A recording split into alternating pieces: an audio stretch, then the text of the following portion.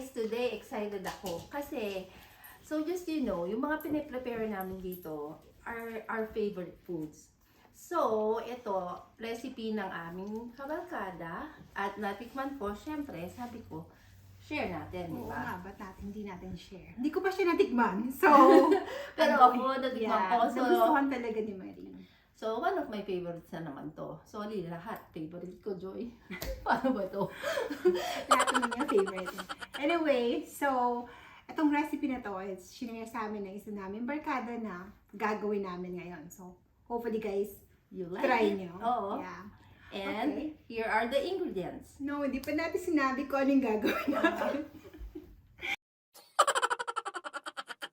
So guys, sobrang excited ni Marie. Nalimutan na namin sabihin sa inyo kung ano yung gagawin namin. Siyempre, kailangan malaman nyo kung ano yung gagawin namin before the ingredients.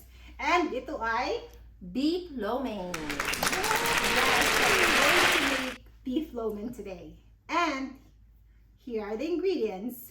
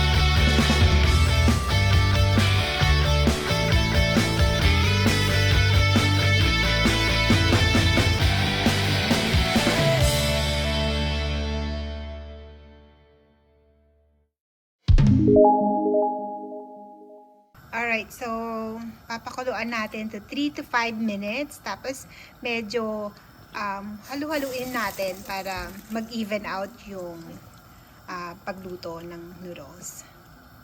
Just like that. A few moments later.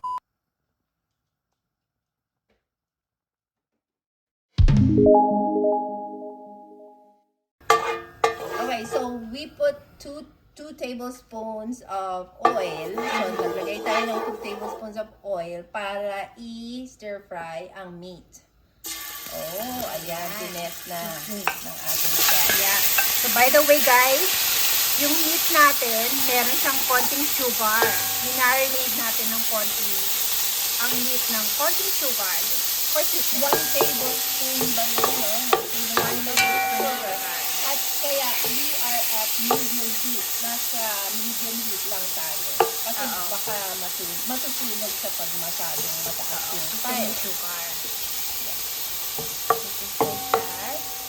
Saka inano natin siya for 2 hours yung sugar. Pero pwede mas maganda nga kung overnight.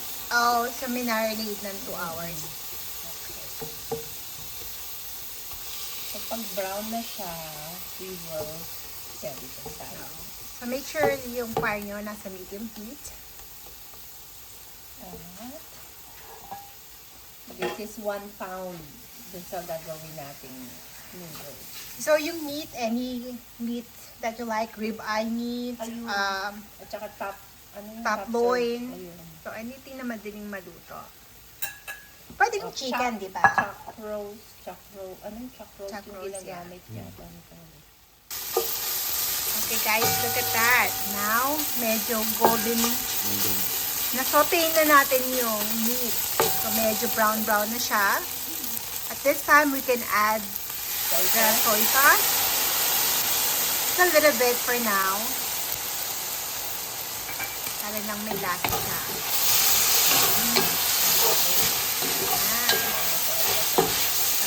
Bango. Ako guys, kung naamoy nyo lang to, napakabango. Nakakaguto. There you go. Yeah. Parang yun lang, okay na ako eh. Satay lang. And then, we will transfer it. Mamaya, lulutuin naman natin yung vegetable. So, ililipat muna natin to sa another clean plate and we'll set this aside. Just like that. Alright, so we'll be using the same pot. Nagdadagdag tayo ng konting oil to saute the vegetables. So, eto na. Unahin natin syempre yung onion.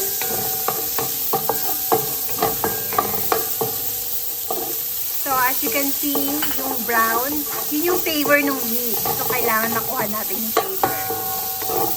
Pag nilagay natin the rest of the ingredients. Now, we'll add the carrots. So, guys, ang ganda ng carrots, no? Yeah. You can design yung carrots na gusto nyo. You can be fancy with it. And then, we'll add the garlic. So, the reason why we add the garlic after ng carrots, para hindi siya masunog agad. Kaya yung carrots medyo matagal lutuin, kaya nilagay na natin. And then, we'll add the celery.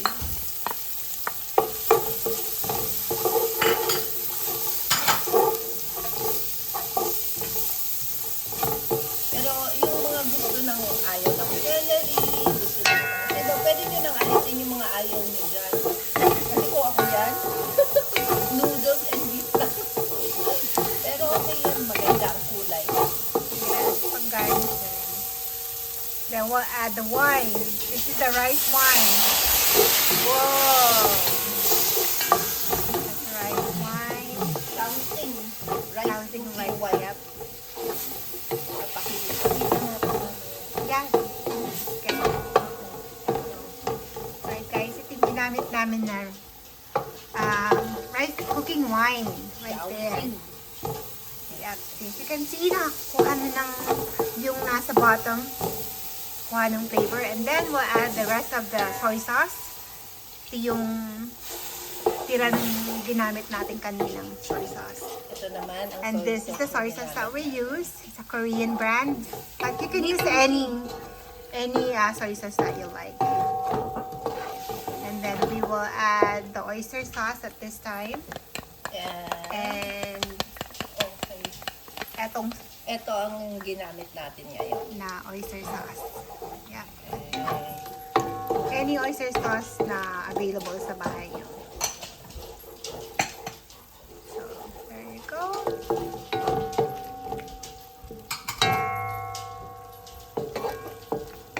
So, at this time, medyo dapat malakas-lakas ng konti yung apoy natin. Kasi parang high fire yung stir fry natin sa mga vegetables.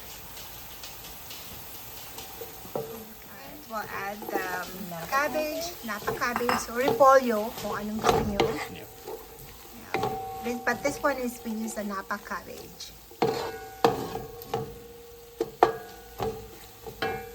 And then we'll add the meat at this time. Yung stir fry natin kanina.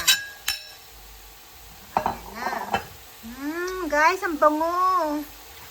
Dinner is ready. Yep. Oh, ito Quick water one. naman. And then we'll add a little bit of water para lang magkaroon siya ng konting sabaw. Yan. So make sure fire ulit, yes. So normally ginagamit ng iba, like wok talaga. But since we don't have a wok, this is good enough. Yeah.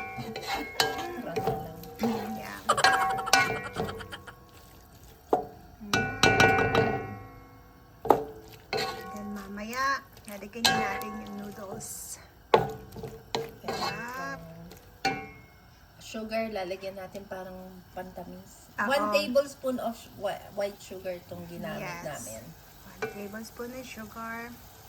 Just to balance the taste ng salt, sweetness, and pepper. You know. Okay. Then we'll add the pepper para may konting Ayan kick. na. Alright. Ang black pepper. Yes, black pepper. Sitsaro. Or snow pea pods. So, kaya huli natin nilagay yung sitsaro para crunchy pa siya. Hindi siya ma-overcook. Kasi masarap naman ito. I mean, Crunchy, kainin yung crunchy ka. May crunch. Binibigyan na lang Space yung noodles natin. meron pa.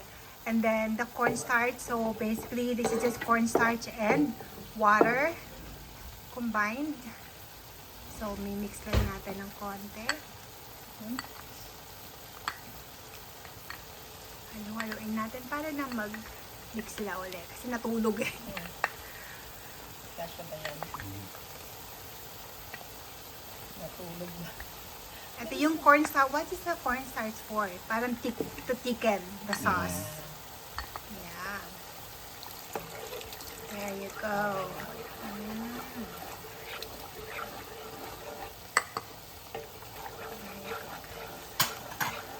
So, mabilis lang to. Kailangan lang i-prepare lahat ng mga vegetables. Yeah, this is a quick, easy recipe. Kung minsan ayaw nyo ng pansit, dumi naman. Ayan, as you can see guys, nagtika na yung sauce agad-agad. Then we'll add the rest of the noodles natin. So, 2 package to na nilagay namin. Kasi may darating tayo mga friends. Oo. We have a lot of friends coming over to taste our Sautéing. Oh, isa pa. Yum, yum. Ayan na. Dalawang na. Hindi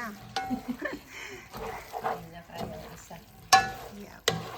Mix. So, mix na lang. Kasi since the noodles are already cooked, so parang mimix na lang natin siya. At saka yung flavor niya, mag-mix sa noodles. Wow. Yeah. Sesame oil. And then, oh, by the way, we're going to add sesame oil para may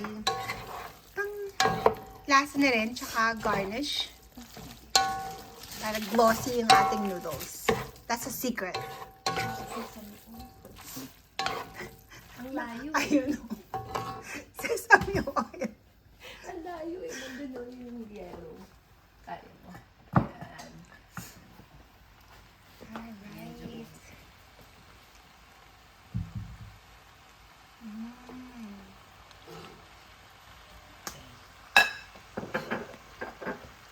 Haluin lang natin. Andiyan lahat yung flavor. Nawala na yung kala natin kanina yung nasunog doon, dumikit. Pero andyan na siya. Yum. All done. Okay, taste test. Wow. Yum. Okay. Ready to eat. Okay. Right, we'll add a little bit of salt. Kung you can adjust yung taste nyo. Kung kulang pa.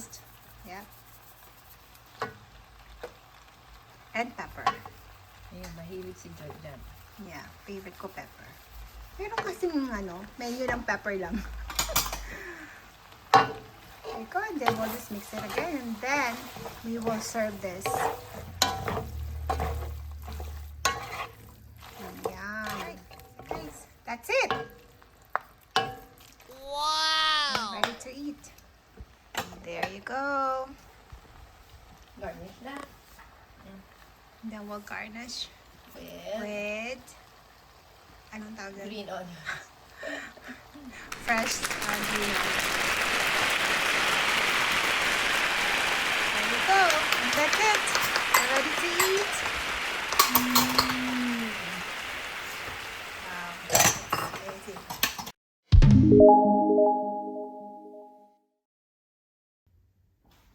Ready na!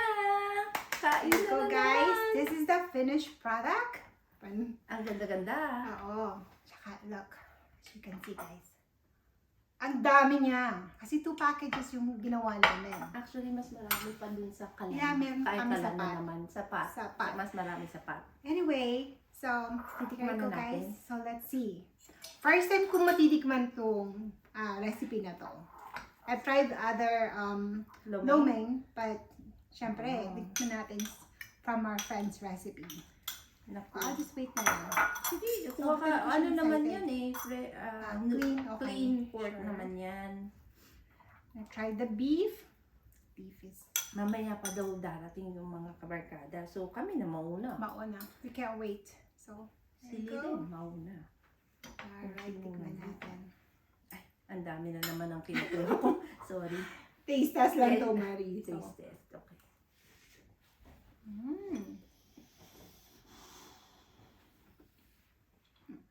How do you like it? It's really good. Mm. Malasang-malasa siya. Tsaka alam mo,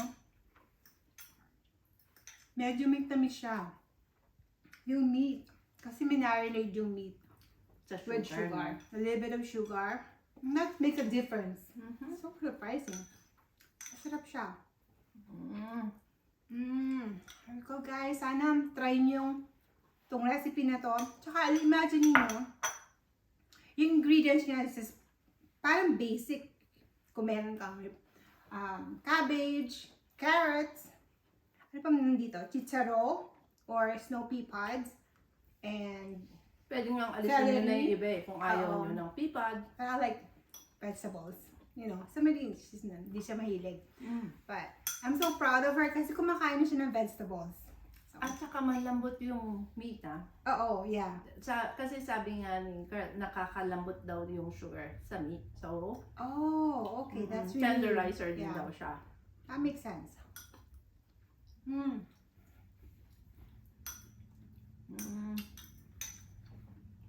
Hindi na kami mapagsalita.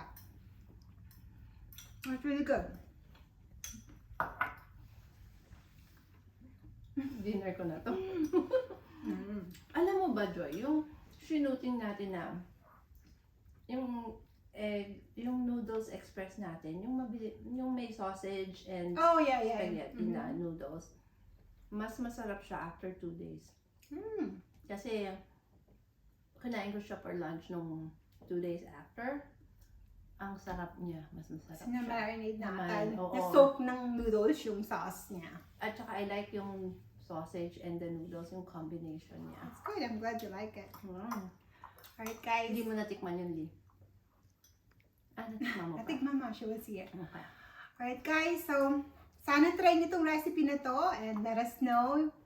Please comment below. And, ano pang ba yung sinasabi natin? Forgot. Sabihin mo Please na. like, subscribe, and hit that notification bell. So, see you guys next time. Hindi na mapagsalita si Marie kasi enjoy na enjoy. Kain na lang ng Kain kain. ng kain. Yeah. We'll see you guys next time. See you. Thank